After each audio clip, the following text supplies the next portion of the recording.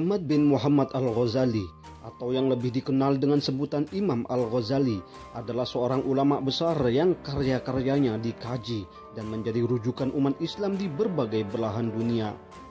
Nama ulama berjuluk Hujjatul Islam ini harum semerbak laksana minyak kasturi. Beliau lahir di kota Tus pada tahun 405 Hijriah dan wafat pada tahun 505 Hijriah. Dikisahkan, suatu hari dalam sebuah perjalanan, Imam Al-Ghazali dihadang segerombolan perampok.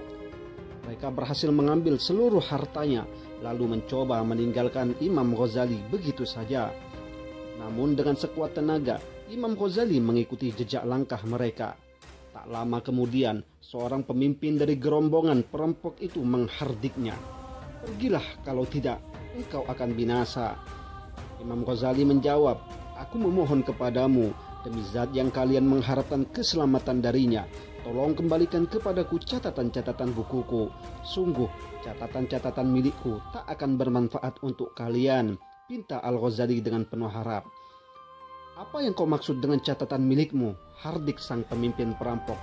Imam Ghazali menjawab, "Lihatlah kitab-kitab dalam keranjang itu.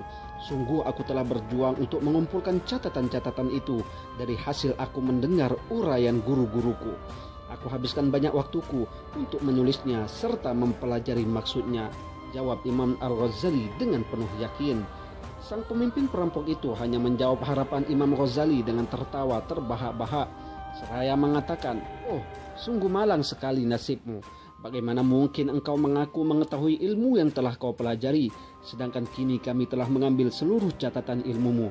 Tanpa tumpukan catatan-catatan itu, engkau kini tak memiliki ilmu sedikit pun." Akhirnya, sang pemimpin perampok itu menyuruh pengikutnya untuk mengembalikan keranjang yang penuh dengan catatan-catatan tersebut. Imam Ghazali pun sangat senang dengan hal itu hingga ia bergumam dalam hati, "Inilah teguran dan peringatan dari Allah kepadaku." Sesampainya di kota Tus, Al-Ghazali pun menghabiskan waktu 3 tahun untuk menghafalkan seluruh catatan yang telah ia kumpulkan, sehingga jika saatnya nanti ia dirampok di tengah jalan seperti yang pernah ia alami, niscaya ilmunya akan tetap terpelihara. Cerita ini terekam dengan baik antara lain di kitab Tabaqatus Syafi'iyah Al-Kubra. Ada pesan penting bagi kita bahwa dalam setiap musibah selalu terdapat hikmah. Setiap kejadian baik maupun buruk yang menyapa kehidupan kita adalah sebuah pelajaran yang sangat berharga.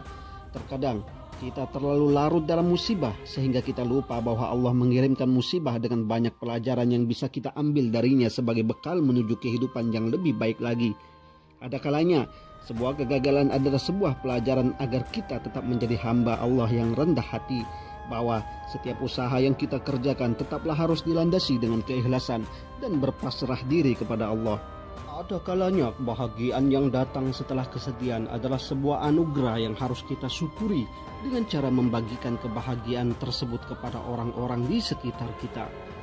Selanjutnya, hikmah lain yang bisa kita ambil dalam kisah ini adalah agar kita selalu melatih otak kita untuk menghafalkan dan memahami pelajaran agama dengan sungguh-sungguh.